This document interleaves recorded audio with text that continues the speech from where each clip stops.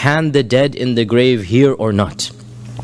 Can the dead in the grave hear or not? This is an issue that, as I said, always people ask about. If you go visit your relative, your grandmother, your uncle, if you visit a person in the grave, does the person know you are outside the grave, you are listening, or you can hear? Sorry, not you are listening, but that person is listening to you.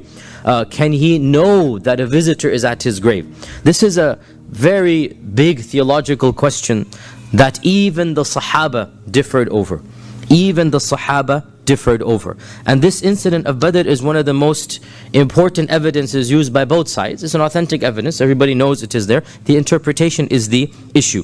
Now, even the Sahaba, so it is said, for example, that Ibn Umar would say that the person in the grave can hear the one that visits him, and he even said that the person in the grave will be punished by hearing his relatives cry for him. By hearing his relatives cry, what is called niyaha al-mayyit. Niyaha al-mayyit means wailing over the dead. Wailing over the dead, for example, to say, how am I going to live? Who's going to support me? You know, how are we going to live after this? This is wailing over the dead. And there is a hadith which is not exactly directly relevant to this, but the Prophet ﷺ said in one version of the hadith that the one in the grave will be punished when his relatives do this. And Aisha denied this and said, no, the one in the grave will not even hear them. How can he be punished? Rather, the actual hadith is that. So that's not exactly relevant to the point. The point here is that Ibn Umar affirmed that the dead can hear the wailing. Ibn Umar affirmed the dead can hear the wailing. Aisha said, no, the dead cannot hear the person outside. Did you not read in the Quran, Surah Fatir, verse 22, وَمَا أَنْتَ بِمُسْمِعٍ مَنْ فِي الْقُبُورِ. So Aisha used something in the Quran, وَمَا أَنْتَ بِمُسْمِعٍ مَنْ فِي الْقُبُورِ. You will not be able to make the one in the grave hear you. So Aisha denied this interpretation. Forget the issue of niyaha al-mayyit and ta'dhib al-mayyit. That's not relevant now. The issue is Ibn Umar affirmed hearing. Aisha said, no, this is incorrect. The dead cannot hear. Allah says in the Quran, وَمَا أَنْتَ بِمُسْمِعٍ مَنْ فِي الْقُبُورِ. And there are other Quranic evidences as well. Surah Al-Rum, verse 52, Allah says in the Quran, فَإِنَّكَ لَا تُسْمِعُ الْمَوْتَى وَلَا تُسْمِعُ الصُّمَّ الدُّعَاءَ إِذَا وَلَّوْا مُدْبِرِينَ. You cannot make the mawta hear. فَإِنَّكَ لَا تُسْمِعُ الْمَوْتَى. Nor can you make the deaf person hear when you call out to them, especially when they turn their backs and they walk away. So in this ayah, it is as if Allah is saying, al-mawta is like a sum. He's comparing the dead person to a deaf person. Also in Surah An-Naml, verse 80, Allah says, وَمَا يَسْتَوَى الْأَحْيَاءُ وَلَا الْأَمْوَاتِ إِنَّ اللَّهَ يُسْمِعُ مَنْ يَشَاءُ وَمَا أَنْتَ بِمُسْمِعٍ مَنْ فِي الْقُبُورِ. That Allah says in the Quran, the living and the dead are not the same. Allah can make anything He wants hear, but you cannot make the dead hear. وَمَا أَنْتَ بِمُسْمِعٍ مَنْ فِي الْقُبُورِ. So all of these ayat are used to talk about the fact that the dead cannot hear. And one can say it seems very explicit from the Quran. From the Quran, there does not appear to be any evidence to suggest that the dead can hear. Clear?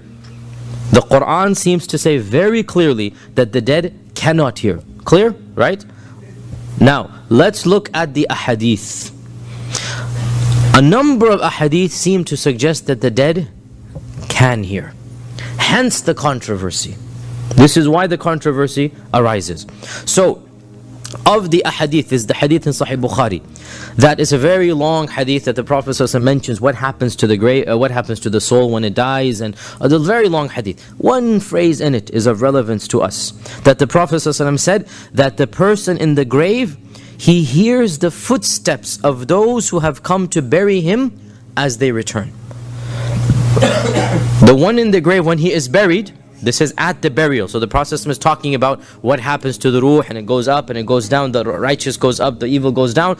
And then Munkar and Nakir, all of this. So in this there's a phrase that the one in the grave will hear the people who have come to bury him as they walk back. He will hear, or she will hear, the soul will hear the footsteps on the ground as they go back to the houses, basically. Right? This hadith is in Bukhari. Pretty clear. pretty explicit, that they will hear the footsteps going back. Another evidence that is used is the famous hadith in Bukhari and Muslim, that the Prophet ﷺ visited Baqi' al-Gharqad, Jannatul Baqi' as we call it, Baqi' al-Gharqad, and he said, Assalamu alaykum, ahla qawmin min al-muslimina wal-mu'minin. So he's saying, Assalamu alaykum. Why would he say Assalamu alaykum unless the people can hear, right? Assalamu alaykum to the people of the grave, Assalamu alaykum. So this is another evidence. Another evidence that is used is the mutawatir hadith, well known in every single book of hadith, that the Prophet ﷺ said that whoever sends salam upon me, Allah will send an angel to tell me that they have given salam, right? Whoever sends salam upon me, an angel will come and tell me that so-and-so is sending salam. There's also a hadith that says, now this hadith is very explicit, whoever passes by the grave of anybody whom he knew and says salam, the one in the grave shall recognize who said salam, and he shall return his salam to him.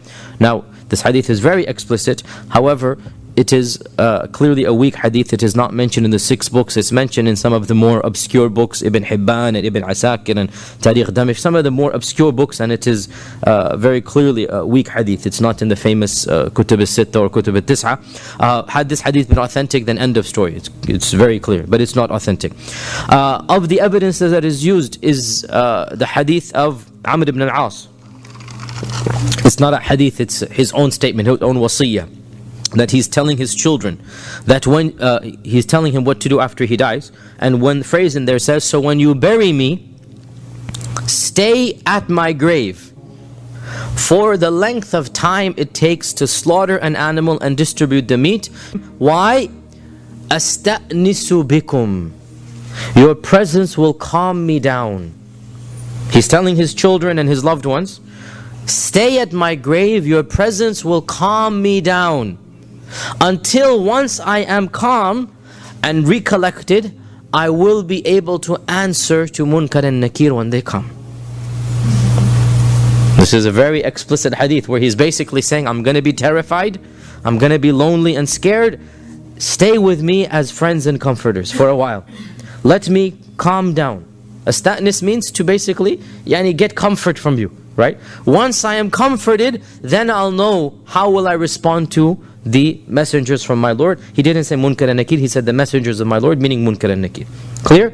Right? So this is a very explicit hadith that Amr ibn al-As thinks that the people at the grave will give him comfort. Right? This is another evidence that is there. How do you explain all of these ahadith? As for the incident of Badr, how so? They say Umar questioned, how could these people hear when they're dead? The Prophet ﷺ did not correct him and say, Ya Umar, the dead can hear. What are you talking about? Rather, he made an exceptional case. Oh Umar, innahum al-an, right now, this group can hear me just as well as you can. An exception in time and in place and in people. And he didn't say, oh Umar, why are you asking such a question? Don't you know the dead can hear? You see the difference between the two responses, right? He made a very clear exception, that they are hearing me right now just as well as you can, right? And this clearly shows that Umar understood the Quran correctly. إِنَّكَ لَا تُسْمِعُ الْمَوْتَى. And now he's questioning, how can you speak? And the Prophet is not correcting that misunderstanding, because it is not a misunderstanding. It's a correct understanding. And the Prophet is simply saying, this is a miracle, basically. Special time and place. How about the other evidences? The issue of the footsteps. The dead can hear the one in the burial going back. Once again, the Prophet is making an exceptional time and place. That this is not any person who visits him. This is at the time of burial. And we know in authentic ahadith that the ruh will come back to the grave right now for Munkar and Nakir.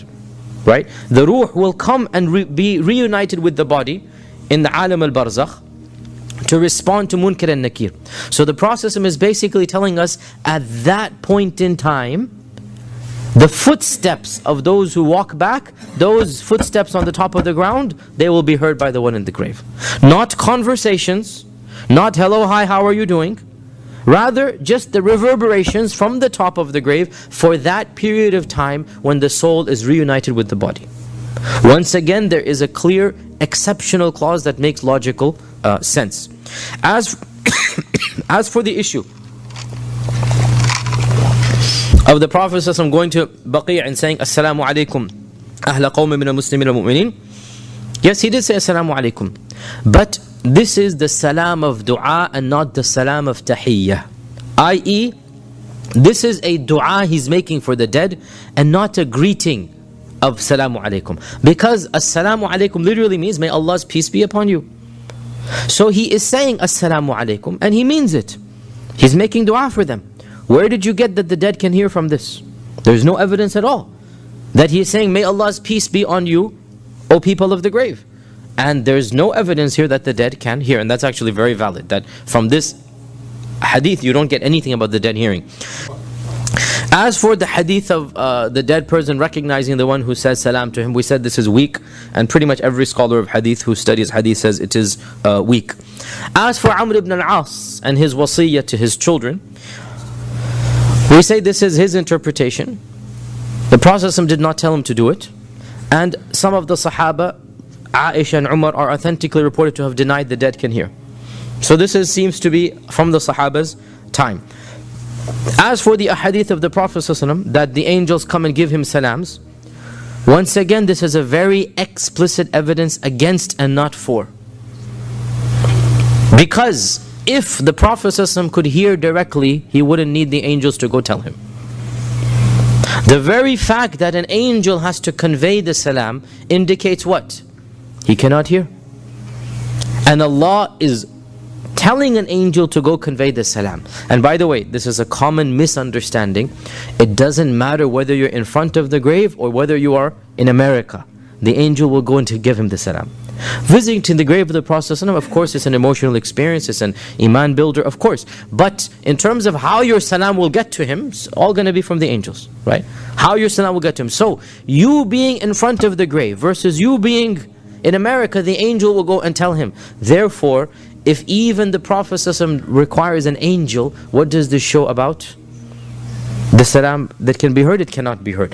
Therefore, in my humble opinion, it does seem to be that the dead cannot hear. And Allah knows best. We shouldn't be too strict about this issue because some of the Sahaba had the other opinion. And it is true to say that many scholars held a position that the dead can hear the one who visits them. Many scholars held this position, right? So the main point that we need to emphasize before moving on, this is a theoretical issue. لا ينبني عليه عمل, as they say. No action is derived from this. It's a theoretical issue.